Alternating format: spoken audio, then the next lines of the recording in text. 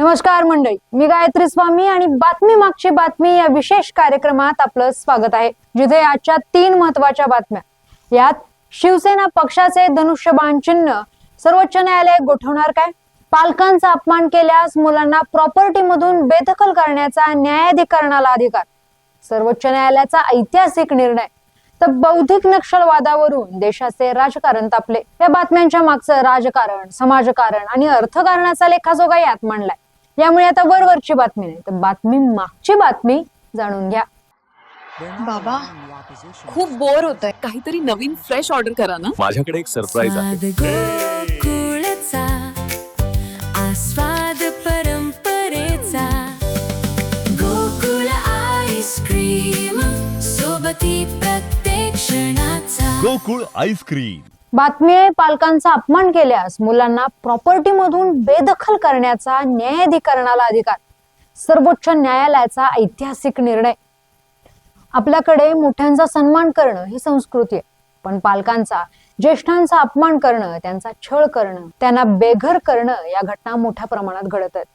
आणि याच्याच पार्श्वभूमीवर वाढत्या वयाचा अर्थ असुरक्षितता किंवा अपमान असा होऊ नये असं स्पष्ट करत सर्वोच्च न्यायालयाने वृद्ध पालकांच्या हक्कांचे रक्षण करणारा अत्यंत महत्वपूर्ण निर्णय दिला आहे.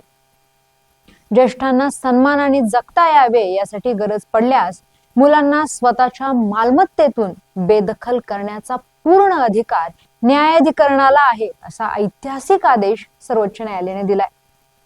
न्यायमूर्ती PS नरसिंह आणि न्यायमूर्ती आलोक आराधे यांच्या खंडपीठाने अलाहाबाद उच्च न्यायालयाचा निर्णय रद्दबाद ठरवला. लखनौ येथील एका 81 वर्षीय वृद्ध महिलेला घर सोडून वृद्धाश्रमात राहावे लागल्याच्या प्रकरणात जिल्हाधिकाऱ्यांनी मुलगा आणि सुनेला घर खाली करण्याचे आदेश दिले होते, जे उच्च न्यायालयाने रद्द केले होते.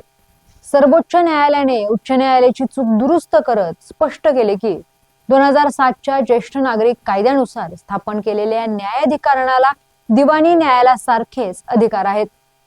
सुसंस्कृत समाजात ज्येष्ठांची सुरक्षितता आणि सन्मान जपणं हे कायद्याचे मुख्य उद्दिष्ट असून देखभाल व संरक्षणासाठी मुलांना घरातून काढणे पूर्णपणे वैध आहे. बातमी आहे, बौद्धिक नक्षलवादावरून देशाचे राजकारण तापले.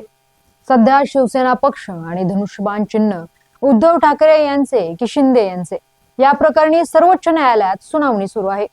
याच्याच पार्श्वभूमीवर उद्धव ठाकरे यांची सर्वोच्च न्यायालयात बाजू मांडणारे ज्येष्ठ वकील कपिल सिब्बल यांच्या युक्तिवादाचा दाखला देत संजय राऊत यांनी विधानसभा अध्यक्ष राहुल नार्वेकर आणि निवडणूक आयोग बौद्धिक नक्षलवादी असल्याचा आरोप केला.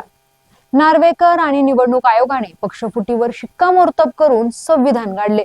त्यांच्या भूमिकेमुळे संविधानाचे वस्त्रहरण झाले. हाच खरा बौद्धिक नक्षलवादीपणा आहे, असा घणाघाती हल्ला त्यांनी केला. या वर्षीच्या स्वातंत्र्य दिनी लाल किल्ल्यावरून पंतप्रधान नरेंद्र मोदी यांनी देशाला दिमागी नक्षलवाद्यांना ओळखून त्यांना एकटं पाडलं पाहिजे, त्यांच्यापासून देशाचं संरक्षण केलं पाहिजे असं आवाहन केलं होतं. आणि तिथूनच या बौद्धिक नक्षलवाद्याभोवती राजकारणाला सुरुवात झाली. पंतप्रधानांच्या बौद्धिक नक्षलवादी टिप्पणीवरून याचा निषेध करण्यासाठी इंस्टाग्रामवर दिमागी नक्षल पार्टी सुरू करण्यात आली आणि 2च दिवसात 5 लाखाहून जास्त त्याचे फॉलोअर्स झाले. तर राजकीय विश्लेषक योगेंद्र यादव यांनी देवदत्त पटनाईक यांच्या लिखाणाचा दाखला देत पुराणात नक्षल हा शब्द महादेवाचे पुत्र कार्तिकेय यांच्यासाठी वापरला जातो. यामुळे पंतप्रधानांनी दिमागी नक्षल हा शब्द वापरून त्यांचा अपमान तर केला नाही ना, असा प्रश्न उपस्थित केला. यामुळे बौद्धिक नक्षलवादावरून राजकारण तापत आहे. बातमी आहे, शिवसेना पक्षाचे धनुष्यबाण चिन्ह सर्वोच्च न्यायालय गोठवणार काय? शिवसेना पक्ष आणि धनुष्यबाण चिन्हाबाबत सर्वोच्च न्यायालयात सुरू असलेल्या अंतिम सुनावणीत ठाकरे गटाचे वकील कपिल सिब्बल यांनी अत्यंत महत्वपूर्ण आणि पर्यायी युक्तिवाद केला आहे. शिवसेना या नावावर ठाकरे यांचाच हक्क असून जर हे पक्ष नाव आणि चिन्ह आम्हाला मिळत नसेल तर ते तात्काळ गोठवण्यात यावे, अशी आक्रमक मागणी सिब्बल यांनी खंडपीठासमोर केली. राजकीय पक्ष आणि विधिमंडळ पक्ष यात स्पष्ट फरक असतो, असा पुनरुच्चार करत सिब्बल म्हणाले की विधिमंडळ पक्ष हा केवळ 5 वर्षासाठी मर्यादित असतो, तर राजकीय पक्ष हा कायमस्वरूपी असतो. शिंदे गटाने बेकायदेशीरपणे चिन्हाचा वापर केला आहे, त्यामुळे त्यांना कोणत्याही न्यायी हक्क सांगता येत नाही. तसेच फुटीनंतर मिळालेल्या समर्थनाच्या आधारे निर्णय दिल्यास ते 10व्या अनुसूचीचे म्हणजेच पक्षांतर बंदी कायद्याचे उल्लंघन ठरेल आणि यामुळे पक्षांतरालाच प्रोत्साहन मिळेल असा इशारा त्यांनी दिला. राहुल नार्वेकर यांच्या अध्यक्षपदाच्या निवडीवेळी पक्ष आदेशाविरोधात केलेले मतदान हीच पक्षांतराची सुरुवात होती. याकडे त्यांनी न्यायालयाचे लक्ष वेधले. यामुळे सर्वोच्च न्यायालय शिवसेना पक्षाचे चिन्ह गोठवणार काय याकडे सर्वांचे लक्ष लागून आहे. धन्यवाद आणि पाहत राहा सकलम.